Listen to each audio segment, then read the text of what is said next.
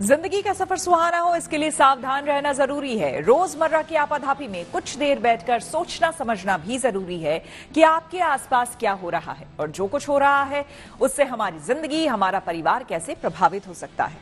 इसलिए हॉर्न बजाकर बाखबर करने वाली खबर जरूरी होती है। और आज की ये खबर दिल्ली में किडनी रैकेट के अवैध कारोबार से जुड़ी हुई है। दिल्ली पुलिस की क्राइम ब्रांच ने किडनी के एक बड़े रैकेट का भंडाफोड़ किया है। इस गिरोह का साम्राज्य कई राज्यों में फैला हुआ है। पुलिस ने इस मामले में 8 लोगों को गिरफ्तार किया है।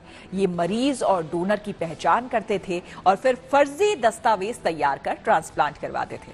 वहीं कुछ समय पहले ही क्राइम ब्रांच ने बांग्लादेश से चल रहे किडनी रैकेट का भंडाफोड़ किया था। पुलिस ने दिल्ली के बड़े नामी गिरामी अस्पताल की महिला डॉक्टर समेत कई लोगों को गिरफ्तार भी किया था। ऐसे में किडनी गैंग की काली करतूतों से सतर्क हो जाएं और दूसरों को भी सावधान करने के लिए हॉर्न बजाएं।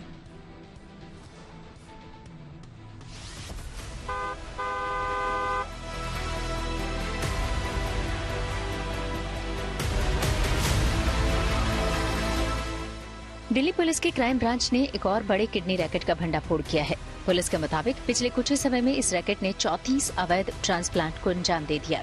इससे पहले 7 जुलाई को क्राइम ब्रांच की टीम ने ही एक किडनी रैकेट सिंडिकेट का भंडाफोड़ किया था, जिसमें एक निजी हॉस्पिटल की डॉक्टर भी शामिल थी। किडनी रैकेट के इस खेल में शामिल रिसीवर और डोनर दोनों बांग्लादेशी होते थे।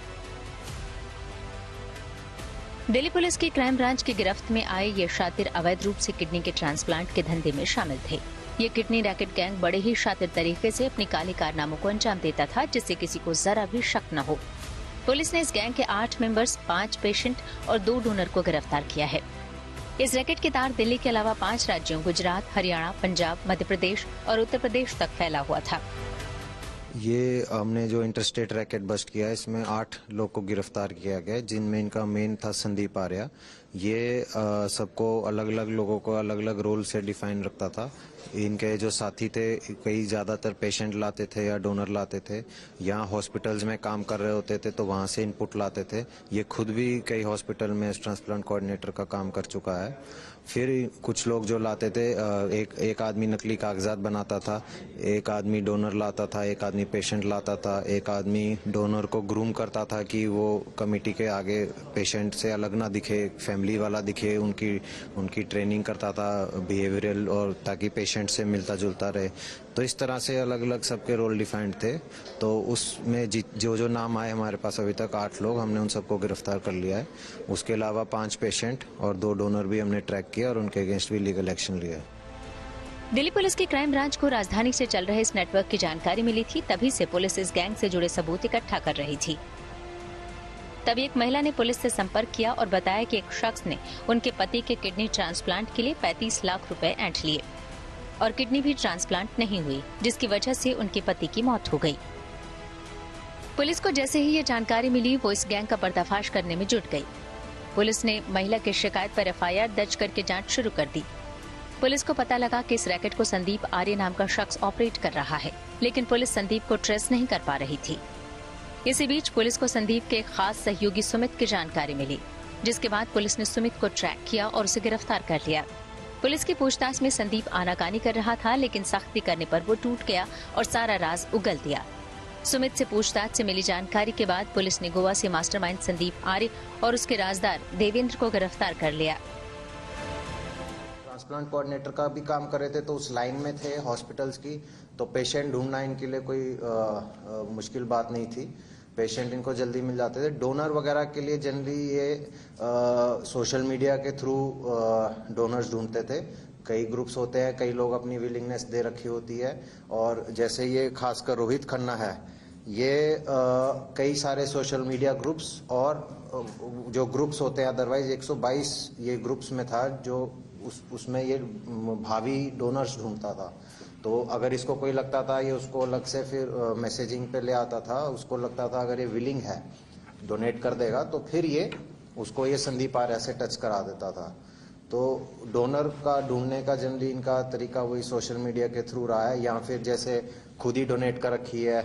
यहाँ पेशेंट है जो तेज प्रकाश है, उसकी वाइफ ने इनके थ्रू, उसने अपनी वाइफ का ट्रांसप्लांट खुद ही करवा रखा था। तो इस तरह से वो अपने उसमें नेक्सस से इनको कार्रवाई कर रही है। किडनी रैकेट के मास्टरमाइंड संदीप आर्य की गिरफ्तारी के बाद इस रैकेट से जुड़े सारे राज सामने आ गए। पुलिस की पूछताछ में संदीप ने खुलासा किया कि उन्होंने अब तक 34 ट्रांसप्लांट को अंजाम दिया है और 5 राज्यों के 11 अस्पतालों में ये ऑपरेशन किए गए। ये गैंग एक ऑपरेशन के 35 से 40 लाख रुपए वसूलता था और इन रुपयों को काम के हिसाब से 8 गैंग मेंबर्स में बांटा जाता था। पुलिस की पूछताछ में ये भी खुलासा हुआ है कि काली कमाई का सबसे मोटा हिस्सा मास्टरमाइंड संदीप आर्य का होता था और वो 5 लाख रुपया खुद रखता था, जबकि करीब 5 लाख रुपए ही डोनर को दिया जाता था और बाकी लोगों का हिस्सा 1 से 2 लाख तक ही था। अभी तक हमारे पास जो आया है जांच में, कुल ये 11 अस्पताल में 34 के आसपास किडनी ट्रांसप्लांट करवा चुके हैं और अक्रॉस 5 स्टेट्स एक्सक्लूडिंग दिल्ली। तो दिल्ली, हरियाणा, पंजाब, MP, गुजरात, तो इन सब में ये यूपी करवा चुके हैं। पुलिस की पूछताछ में ये भी पता चला कि इस रैकेट में सबका काम अलग अलग तय था। कोई डोनर खोज कर लाता, कोई मरीज की व्यवस्था करता, कोई फर्जी डॉक्यूमेंट्स तैयार करता, तो कोई किडनी देने वाले को स्क्रीनिंग कमेटी के सामने पेश होने लायक तैयार करता। स्क्रीनिंग कमेटी को शक न होने पाए इसलिए ये डोनर को बाकायदा ट्रेनिंग दी जाती थी ताकि वो मरीज का रिश्तेदार लगे। यही नहीं, डोनर और पेशेंट दोनों के साथ की कुछ फोटोज भी स्टैंडिंग कमेटी के सामने पेश की जाती थी ताकि किसी को शक न हो। इस गैंग के कब्जे से पुलिस ने कुछ स्टाम्प भी बरामद किए हैं जो अलग अलग राज्यों के अधिकारियों के नाम पर हैं। पुलिस की छानबीन में किडनी डोनर्स और पेशेंट की फर्जी फाइल्स मिली हैं। इसके अलावा लैपटॉप, मोबाइल फोन और सिम कार्ड भी बरामद हुए हैं। हालांकि पुलिस को पहले की तरह इस गैंग के तार बांग्लादेश से नहीं मिले हैं। पुलिस का कहना है कि ये गैंग इंटर स्टेट रैकेट चलाता था जिसे 6 राज्यों में अंजाम दिया जाता था।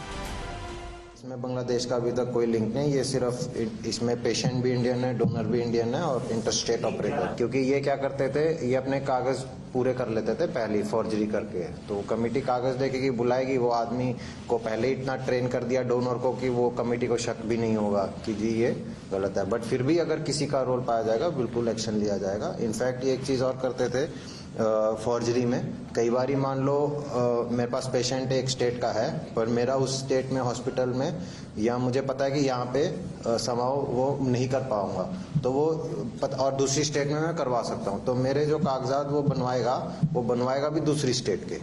तो वो उस तरह से ताकि शक ना हो, तो ये उस तरह से मतलब फॉर्जरी में अभी तक माहिर निकले हैं। बता दें कि दिल्ली पुलिस की क्राइम ब्रांच ने पिछले दिनों 7 जुलाई को एक इंटरनेशनल किडनी ट्रांसप्लांट रैकेट का भी भंडाफोड़ किया था, जिसमें ऑर्गन ट्रांसप्लांट रैकेट एक किडनी डोनर से 4 से 5 लाख रुपए में किडनी लेते थे और रिसीवर को 20 से 30 लाख रुपए में देते थे। इसमें जाने माने अस्पताल की एक महिला डॉक्टर समेत 7 लोगों को गिरफ्तार किया गया था। इस मामले में गिरफ्तार लोगों के तार बांग्लादेश से जुड़े हुए थे। ऐसे में सवाल उठता है कि आखिर क्यों अवैध तरीके से किडनी ट्रांसप्लांट का धंधा फल फूल रहा है। दरअसल इस तरह के रैकेट के पीछे एक बड़ी वजह है लाखों की संख्या में डिमांड होना। किडनी खराब होने के बाद लिविंग डोनर की किडनी से ही जान बचाई जा सकती है, इसलिए लिविंग डोनर की काफी डिमांड है। वहीं डिमांड की तुलना में सप्लाई कम है। यही वजह है कि किडनी का रैकेट काफी फल फूल रहा है। वहीं किडनी ट्रांसप्लांट के सख्त नियम और प्रोटोकॉल होते हैं, फिर भी इनका उल्लंघन कर ट्रांसप्लांट को अंजाम दिया जाता है। दरअसल देश में हर साल 2 लाख किडनी ट्रांसप्लांट की जरूरत पड़ती है, लेकिन मुश्किल से 15 से 20 हजार ट्रांसप्लांट ही हो पाते हैं। बाकी के मरीज या तो डायलिसिस पर होते हैं या फिर इन गिरोहों के चक्कर में पड़कर अवैध तरीका अपनाते हैं। राजधानी दिल्ली और उससे सटे राज्यों में अवैध किडनी ट्रांसप्लांट के लगातार खुलासे हो रहे हैं जो हैरान करने वाले हैं। लिहाजा ऐसे किडनी रैकेट गैंग से खुद सतर्क हो जाएं और दूसरों को भी सावधान करने के लिए हॉर्न बजाएं। दिल्ली से Himanshu Mishra, good news today.